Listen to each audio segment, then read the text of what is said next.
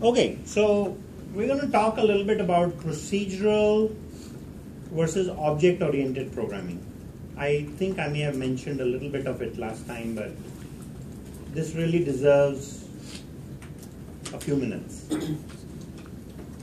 So, procedural programming, what is it? The word procedure is what is the anchor here for us. Procedure is basically writing subprograms. Meaning, you write a program, you give it a name, and then you use it again and again.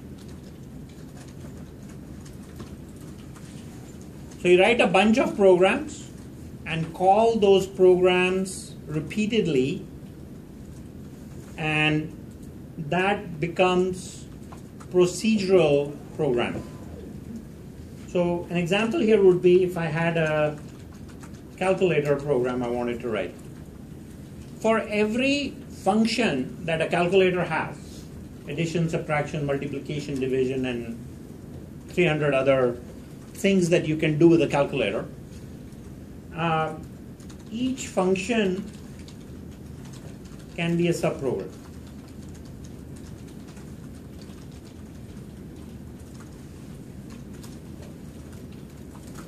When each function is a subprogram, you can use it repeatedly, which is nice. But the nicer part is also about maintaining that code.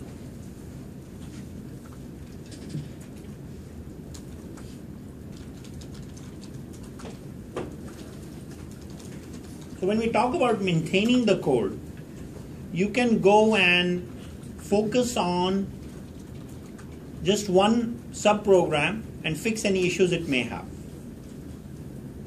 It's like being very structured, right? If I'm a very organized person and I label everything in the house, and I know in my head I have a map of where things are logically, based on my own logical organization, it'll be very easy to find things. That's what procedural programming is like. It's like organizing things in different parts, and then you can go and find things, fix the issue, and then test. So we use the word maintainability. Procedural programming. So this is a good exam question. I could say procedural programming makes maintainability a lot easier. Describe how. And then you guys could say what? You can organize subprograms, and if there is an issue with one, you can go fix it. It's like being super organized. So subprograms give you you can use the divide and conquer approach also. So obviously when we write big programs, they're not all written by one person. You can safely assume that you will be working in a team of individuals that are all building the same product, same software product. So divide and conquer, if I say that we have to write the next Facebook application, and let's say all 40 of us work to do that, I could come up with all the programs or subprograms that I need, and I could assign those to different individuals. And you all work on different things, maybe in pairs or individually, and then what happens? We put those together, we integrate. So using a divide and conquer approach gives us higher productivity, right? These are all the artifacts of structured programming. Languages like C use structured programming, where you write a bunch of subprograms and put them together or integrate them together in a certain order. we will be applying this approach in this course because we're going to learn Java as, since we're only focusing on the basics in this course, we're going to use Java as a structured programming language to start off.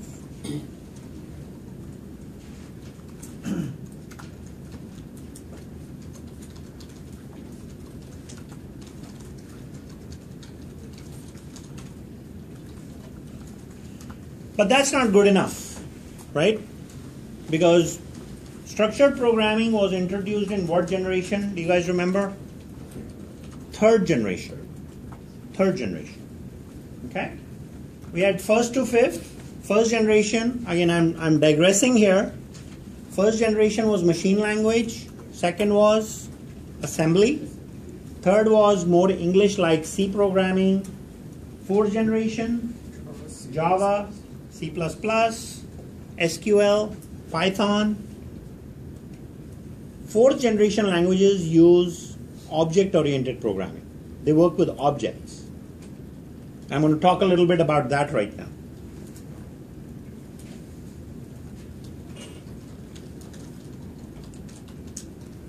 Working with objects. Well, we do this every day, right? We work with objects every day. I gave you an example of coffee cup object with the liquid coffee object in it. That's the start of thinking of objects. When you think of any object, I guess I should hold it to the camera, right? Sorry. Coffee, or when you think of a watch or a cell phone or your head, which is also an object, what is the definition of that object? How do you define an object? So, physicists came up with a definition, right? Anything that occupies space and has weight is an object. I'm going back to Physics 101. You guys remember these definitions? Something that has space and something that occupies space and has weight. Well, Java object does that. There's no weight of a Java object, physical weight. It occupies space, but it occupies space in memory. So we really cannot see it ever, unless there are some really good visualization tools. So this definition doesn't apply to us. And then what do the chemists say about objects? They want to talk about chemical composition of an object. You know, they want to look at is it a solid, is it a liquid, or is it a gas? And that definition is kind of useless for us as well. I think a software engineer's definition of an object is probably the best, because it accounts for what a physicist is thinking about, or a chemist is thinking of, or anyone else for that matter. What we say is an object has properties and behavior. And we are thinking of real objects and virtual objects, meaning objects that do not physically exist, objects that maybe exist in your imagination, virtual objects.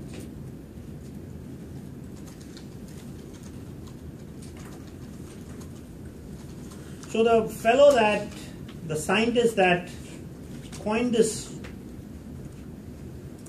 idea of object-oriented programming, he looked at the world that he was living in, the physical world that he was living in, and he said these objects are really cool. And let me come up with a definition, a theory, and then I'll have people use it. And we'll come up with the best software. We'll become like really good creators of software.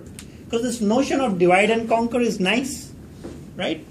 But the notion of thinking in terms of objects and object interactions, right, helps us make sophisticated software fast. So, So an object has properties and it has behavior. So if I were to think of a coffee cup, the attributes of this cup are height, amount of coffee it can hold, it has a lid or not, the color, it has a little jacket, so if things get too hot, you know, that's part of the cup. Or actually that could be a separate object, right? So those are the attributes. What is the behavior of the coffee cup? That if a coffee cup has coffee in it, well, the fact that it contains and can hold coffee for a duration of time is a behavior. That's how we start to define or start thinking about objects. Are you getting this? Yes? If it has a lid and the coffee won't spill, if the cup were to fall, that's another behavior. Some coffee cups could be more expensive and they'll keep my coffee warm for 3 hours. That could be another behavior, right? So understanding the behavior of non-living things you have to really think about. Behavior of living things is much easier. Like if I were to think of you guys as an object, your behavior right now is you're breathing, you're looking at me, or you're looking at your monitor, looking at Facebook, or maybe you're sleepy. Those are all nice behaviors. Now the definition of a human object, the attributes that we have hundreds of thousands of attributes. We can start with the color of hair, color of skin, color of eyes as few things, right? But then in the definition of an object, we end up correlating properties and behavior. We correlate those two. Let me give you an example. So what is your behavior like if on Saturday evening at 7:40 you go out and you buy lotto, and at 7:55 you have realized that all the 6 numbers have matched? What's your behavior? I'm not going to go to work, I'm happy, I'm just going to do whatever a winner of a lottery does. That's a behavior, right? So that is also a change in behavior. There might be hope at 7:40, at 7:50 when the numbers are announced and you're the winner, then there is excitement. So hope changes to excitement. That's your behavior. And if I were to define a property called mood, in which this value could be tracked, right? I could say mood is equal to hopeful at 7:40 and mood is equal to totally excited at 7:55. That's a change in the property, right? So when you change the value of the properties, that determines or shows the behavior of an object. I just want you guys to remember this. When a value, so maybe I think we should ask the question, rhetorical question here is, what does a set of properties have to do with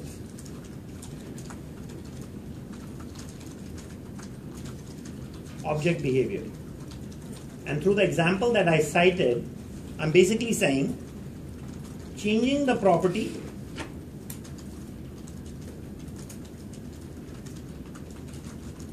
shows the object behavior. Okay?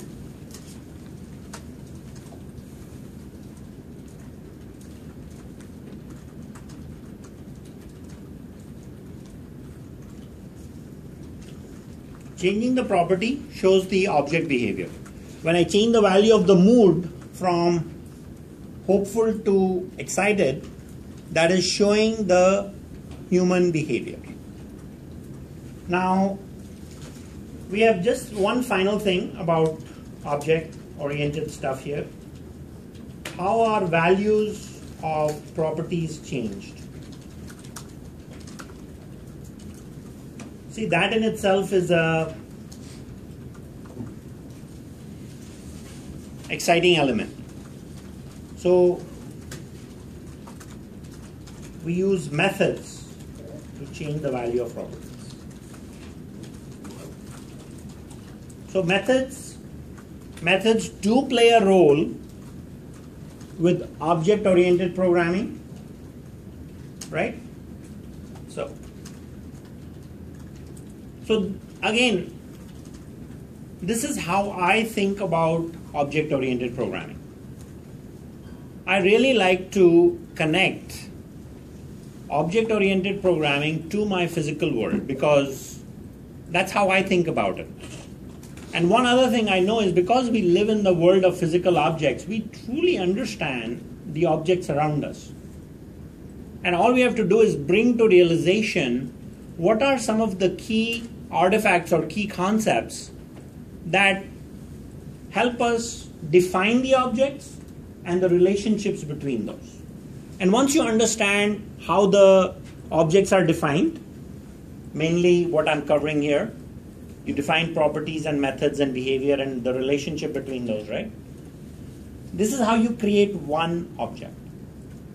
But the moment you start talking about interaction between objects, right? Object-oriented programming comes together. So the big thing that you have to learn in the near future is about object relationships. How are all objects on this planet, actually no, we can talk about Mars too. How are all objects related together? So now I'm getting deep. One moment please. Now I'm getting deeper into the subject and I'm saying, how do we build these relationships? Right? And I'll throw 5 words at you, but I'll not describe those. We all have an association with each other. As a human object, you are associated with another human object because some human object made the toothpaste that you used in the morning. That's an association, right? There is also containment. Coffee is contained in the coffee cup. Atoms are contained in molecules. Molecules are contained in something else, and so on. Compounds.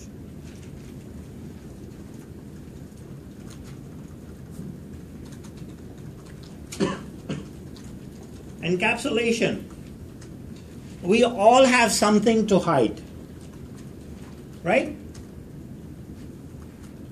It's impossible for an object to be public about everything about themselves. It's just impossible. It's very hard to know a person 100%. I hear from people sometimes, well, I know you 100% or 200%. I said, really? Even I don't know myself 100%. How can you know me, right?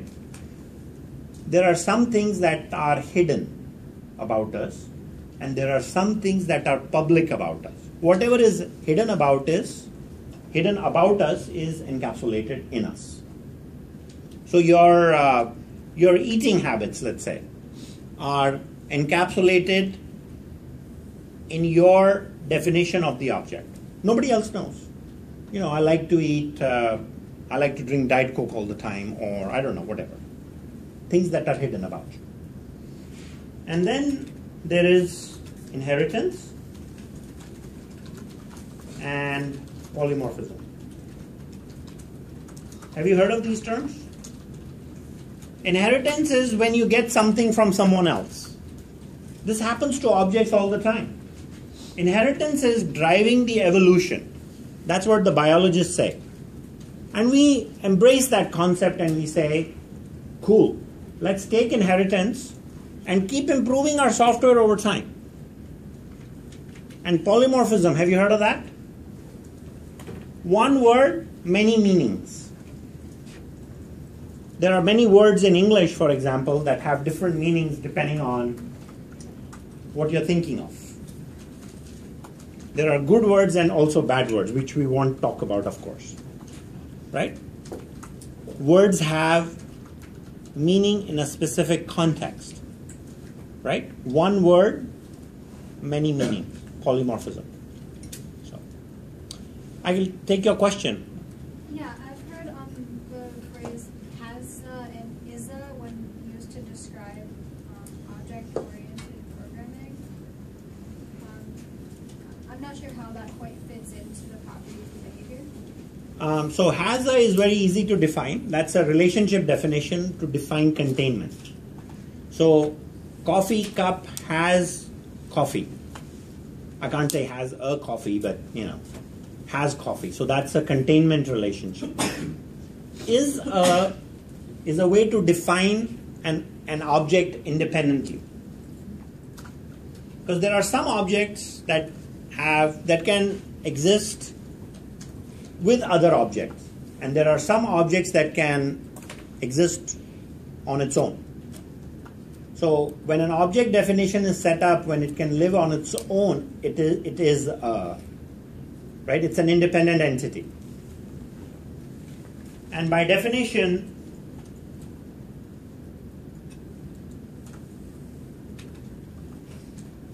object is an independent entity. And I want to throw another big word here: self-contained independent entity.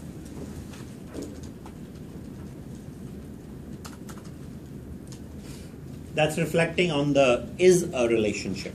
So more on that in 36B, next course.